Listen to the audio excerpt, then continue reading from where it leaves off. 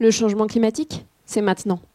Moi, doctorante, je vais vous expliquer les conséquences inquiétantes qu'il peut avoir sur les forêts boréales et comment les étudier.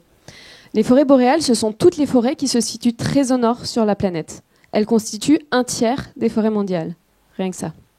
Bon, sur mon visuel, vous voyez 2 photos de forêt. Alors question, laquelle représente la forêt boréale?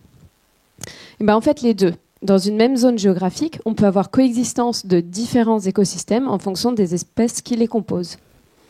Bon, deuxième question pour vous, public, maintenant, attention. Top.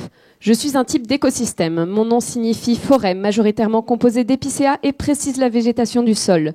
Je suis traditionnellement située plus au nord et je suis beaucoup moins dense que la Pessiera mousse. Je suis... Et oui, la Pessiera lichen. Effectivement, elle est beaucoup moins dense que la Pessiera mousse. Et là où ça pose problème, c'est qu'elle se déplace actuellement et envahit le domaine du sud de la Pessiera mousse, ce qui est une problématique économique et écologique. Économique parce que la pessière moins dense produit moins de bois pouvant être exploité. Et écologique parce que la forêt moins dense stocke moins de carbone. Alors on dit que les forêts stockent du carbone, atténuent le changement climatique, sont le poumon de la planète, parce que les arbres qui les composent respirent du CO2 lors de la photosynthèse et le stockent pendant leur croissance. Vous savez, c'est le même CO2 qu'on émet généreusement. L'objet de ma thèse, c'est d'identifier les facteurs qui sont responsables de cette transition. En science aussi, on a la présomption d'innocence. Mais ici, notre principal suspect, ou hypothèse, c'est l'augmentation des feux naturels dans la région du Québec. Pour mettre cela en examen, on fait appel à une discipline qu'on appelle la paléoécologie, l'écologie du passé. L'idée, c'est de remonter dans le temps pour voir comment évoluent les écosystèmes en fonction des perturbations comme les incendies ou des changements de climat. On a donc besoin d'outils qui enregistrent l'histoire de ces écosystèmes. Pour les animaux comme les dinosaures, ces outils, ce sont des fossiles.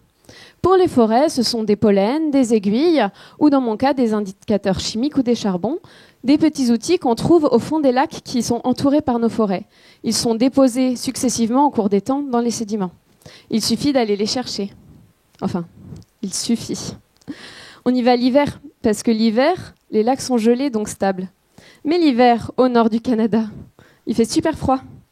Ça prend donc des super vêtements super chauds, des super collègues super dévoués, la passion du courage pour aller perforer les lacs par moins 30, moins 40 degrés ressentis et remonter à la surface ces sédiments grâce à des instruments qu'on appelle les carottiers. Une fois qu'on a tout récolté, il suffit d'analyser et de dater ce qu'on a remonté. Enfin, il suffit. Ça prend 3 années de thèse.